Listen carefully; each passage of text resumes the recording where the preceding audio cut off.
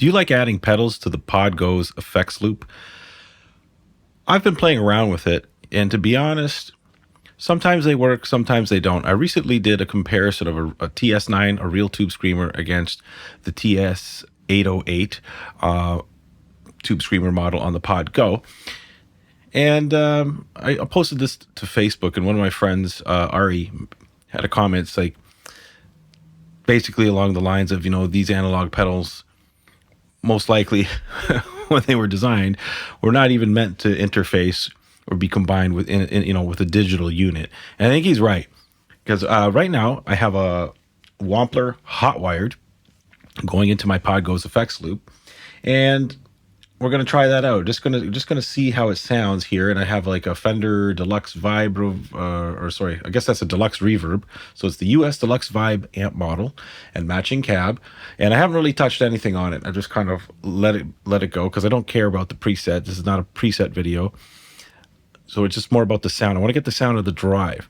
The plus side of these things, though, regardless of this pedal, I know a lot of you out there already have, incorporated your Podgo onto your pedal board, and you've put pedals in front of it, or you already have a few effects going through the effects loop, so you know all about it.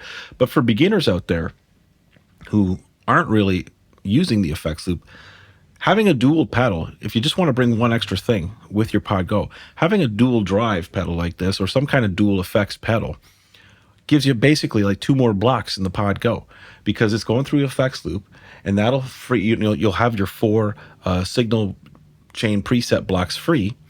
So in this instance, I have a dual drive, so that eliminates the need for me to use one of the distortion models on the Podgo. So I could have four blocks free for whatever. Like one of them here I have is a spring reverb, and then I have three other free blocks. So, I would put a delay, maybe I would put a chorus, and then maybe, according to how much DSP I'm using, I could have like a ring modulator, some kind of other modulation effect. But so for beginners, consider using the effects loop with your favorite drives, but be prepared for it not to sound quite the same. Now, I'll tell you right now, this Wampler hot wired sounds way better going through my tube amp, because that's what it was meant for.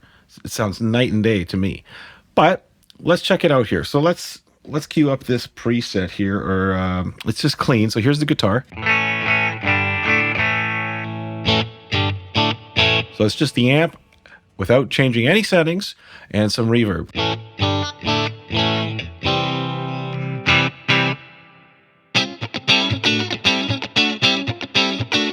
All right, so now I just have the right side of the hot wired engaged. So that's kind of like I guess, let's call it a milder overdrive, but I just have it set more like a clean breakup style. All right, so now when I hit the mono effects loop, that's here it says FS2, so foot switch 2 or C, that's going to engage. Now also I want to tell you that I am using here the 10-band graphic EQ, and I've just shaved a little frequencies, more so when I have the left side, the distortion side of the hot wired engaged, just for overall sonic pleasing to me.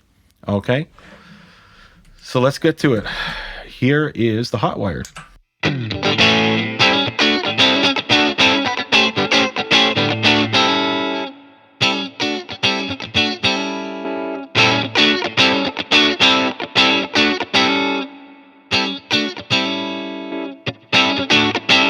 Okay, so you hear what I'm saying about the grit. So now let's add the distortion.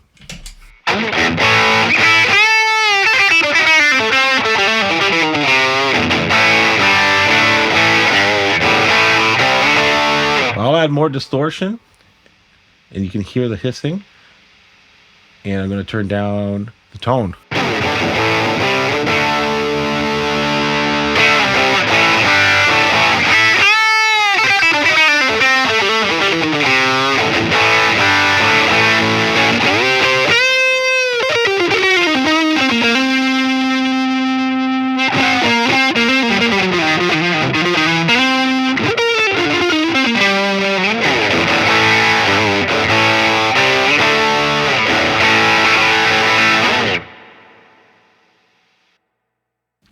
Now, when I turn that switch off, I don't hear any more hissing. So that's to be expected, though, with this, single coil guitar and some pretty hefty drive there. But that's really the point that I just wanted to show you, is that I didn't find that very ear-pleasing to me, knowing what this pedal can do with a proper tube amp.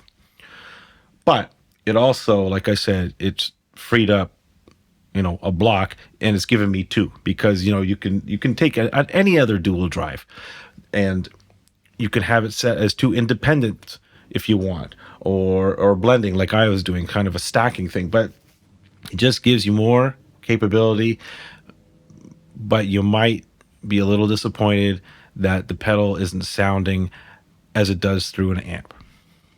All right. So just wanted to have that little experiment. I think I saw a comment recently about doing a comparison on the compressor. Well, I do have some compressors, but I think they specifically mentioned the Dynacomp, because there is the Red Squeeze compressor in the Podgo, which is the MXR Dynacomp.